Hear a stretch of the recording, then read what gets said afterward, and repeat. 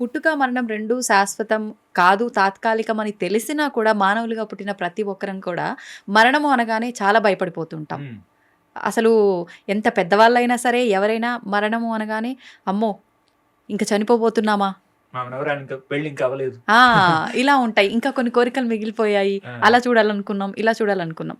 ఎందుకని అంటే మరణం అనగానే అంత భయపడాల్సిన అవసరం ఉందా? లేదంటే మరొక జన్మకి ఇది మళ్ళీ ప్రారంభం ఇవ్వబోతున్నాము అనే ఒక ఆనందం ఉండాలంటారా? మరణాన్ని ఏ రకంగా తీసుకోవాలి మనం? మార్పు అనగానే ఎవరికైనా భయం వేస్తుంది. మన శరీరాల్లో ఎన్నో మార్పులు జరుగుతున్నాయి. మన జీవితంలో ఎన్నో మార్పులు జరుగుతున్నాయి. హ్మ్. మీరు మరణం అన్నారు. నేను మార్పు నుంచి ప్రారంభిస్తున్నాను. అలాగే. ఇప్పుడు ఫస్ట్ స్టాండర్డ్ చదివాడు ఒక చిన్న స్టూడెంట్. హ్మ్. మెల్లిగా సెకండ్ స్టాండర్డ్‌లోకి వెళ్ళాడు. హ్మ్. అక్కడ నుంచి థర్డ్‌లోకి వెళ్తున్నాడు. ఇప్పుడు కొన్నిసార్లు ఏమిటంటే స్కూల్ మారాల్సొస్తుంది. అవును.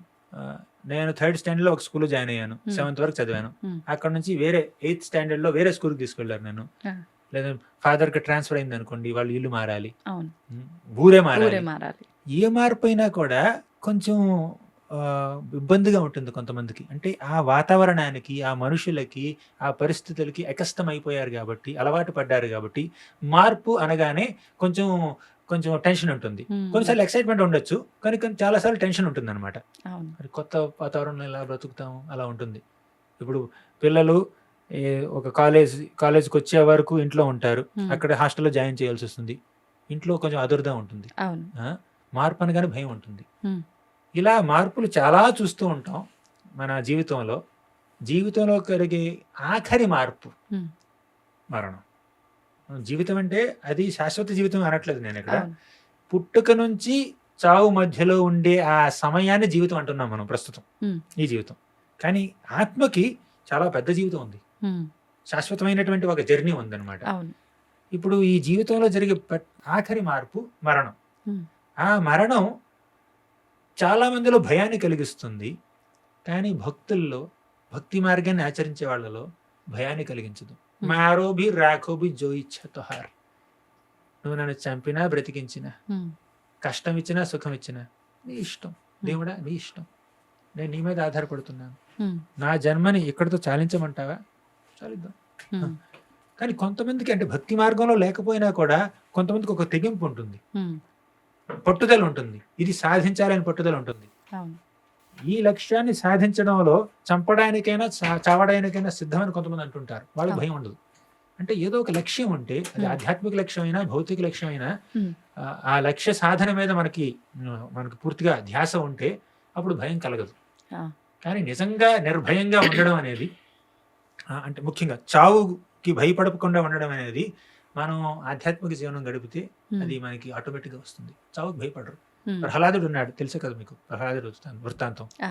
తన కన్న తండ్రి హిరణ్యకశిపుడు ప్రహ్లాదుడిని చంపడానికి ఎన్నో విధాలుగా హ్మ్. ప్రయత్నించాడు. కానీ 5 ఏళ్ల బాలుడు ప్రహ్లాదుడికి ఇసుమంతైనా కూడా భయం లేదు. అవును. ఎందుకు? ఒకవేళ చనిపోయినా కూడా ఎక్కడికి వెళ్తాను? వైకుంఠానికి వెళ్తాను. అవును.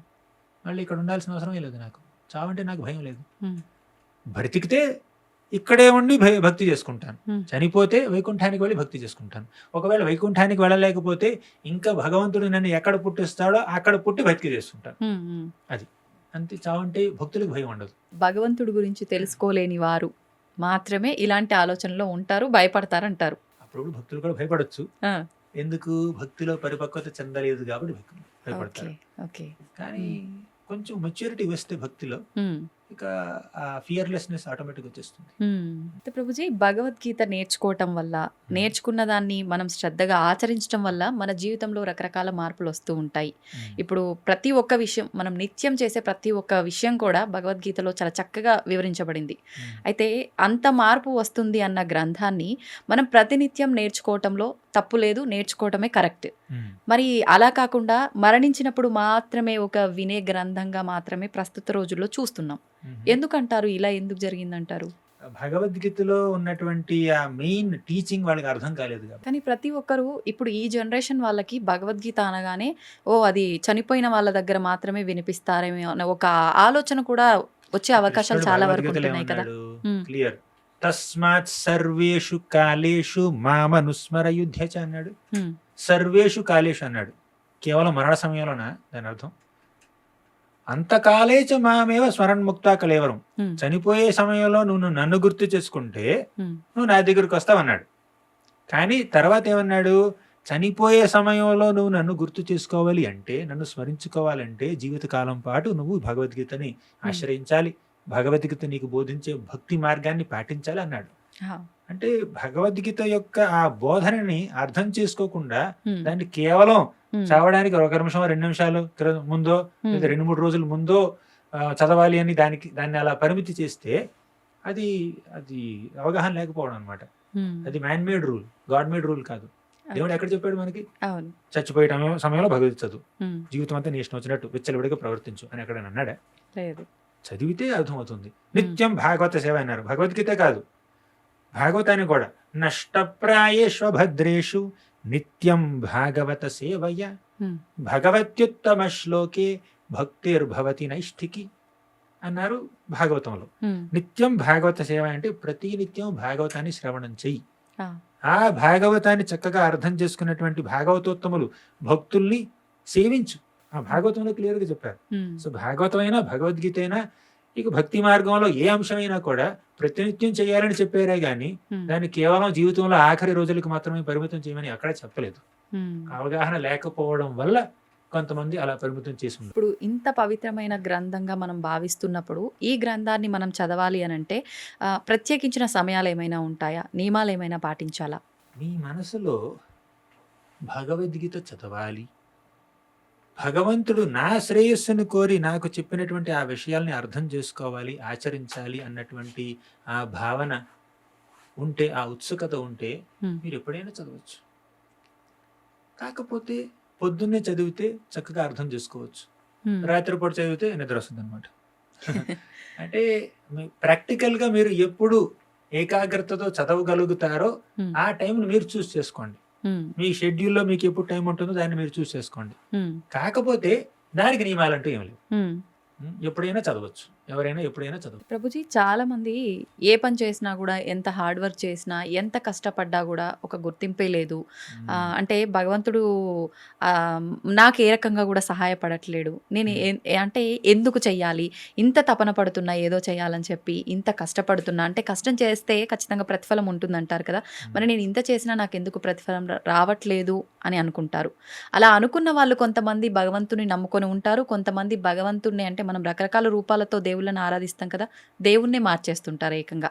ఈయనని పూజిస్తే నేను అనుకున్నది జరగలేదు, మరొకరిని పూజిస్తా అని చెప్పి ఇలా మార్చేస్తుంటారు. ఇది కరెక్ట్ పద్ధతి అంటారా? మీరు అనుకున్నది జరిగేలా చేయడం అదొకటే ఆయన పని, ఉమ్. పని లేదు ఆయనకి. కానీ మేము అదే ఆలోచనలో ఉంటున్నాం కదా. అది అది ప్రాబ్లం మనలో, ఆయనలో కాదు ప్రాబ్లం అది. ఆ. అంటే మీరు అనుకున్నది జరగాలి, అనుకున్నది జరిగేటట్టు చేస్తే ఇన్నా దేవుడు, లేకపోతే ఇన్నా దేవుడు కదా వేరే దేవుడు అన్నారనుకోండి, మీరు దేవుణ్ణి మీ సేవకుడిగా మీరు వాడుకుంటున్నారు. ఉమ్, మీ ఎక్స్పెక్టేషన్, మీ అంచనాలకు తగ్గట్టు ఆయన ప్రవర్తించాలి. అలా ప్రవర్తించకపోతే నేను ఆయన రిజెక్ట్ చేస్తాను, తిరస్కరిస్తాను, నువ్వు దేవుడు కాదంటాను. అంటే దేవుడు మీరు ఆయనే, ఉమ్. మనం దేవుడా ఆయన దేవుడా? ఆయనే. ఆయన అంచనాల ప్రకారం, ఆయన బోధనల ప్రకారం మనల్ని మనం మలుచుకోవాలి. కానీ ఉమ్, మీ అంచనాల ప్రకారం ఆయన మలుచుకోవాలంటే దేవుడు మీరే, ఆయన వేరేనట, ఆయన అయినట. ఉమ్. సో ధర్మంతో సాక్షాత్ భగవత్ ప్రణీతం. ఉమ్, ధర్మం అంటే భగవంతుడు ఏం చెప్పాడో అది ధర్మం. భగవంతుడు మనకిచ్చినటువంటి ఆ బోధనల్ని, మన కోసం అందించినటువంటి ఆ భక్తి మార్గాన్ని ఆచరించడం మన బాధ్యత. ఉమ్, దానికి ఆయన ఎలా ప్రతిస్పందిస్తాడో, ఎప్పుడు ప్రతిస్పందిస్తాడో అది ఆయన ఇష్టం. కృష్ణుడు క్లియర్గా చెప్పేశాడు, కర్మణ్యేవాధికారస్తే మా ఫలేషు కదాచన మా కర్మఫల హేతుర్భుర్మాతే సంగోస్త్వకర్మణి.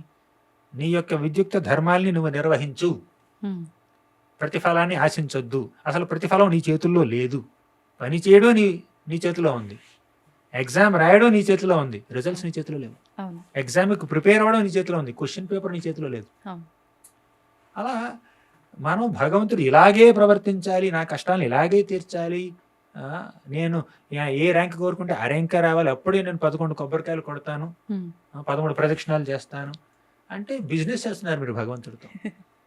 భగవంతుడితో మనం చేయాల్సింది బిజినెస్ డీల్ కాదండి, ఉమ్, ఉమ్, ప్రేమ. భగవంతుడిని ప్రేమించాలి, ఆయనకి మన మీద ప్రేమ ఉంది అని గుర్తించాలి, ఉమ్, ఆ ప్రేమకు ప్రతిస్పందిస్తూ సేవించాలి. ఇది భక్తి. కానీ ఉమ్, నేను ఇలా అనుకున్నాను, నాకు కారు కావాలి 2025 25 12వ నెల కల్లా నాకు కారు కావాలి, కారు రాకపోతే ఆ, దేవుడు లేనట్టు. ఉమ్, మీరు డిసైడ్ చేయడం ఏంటి?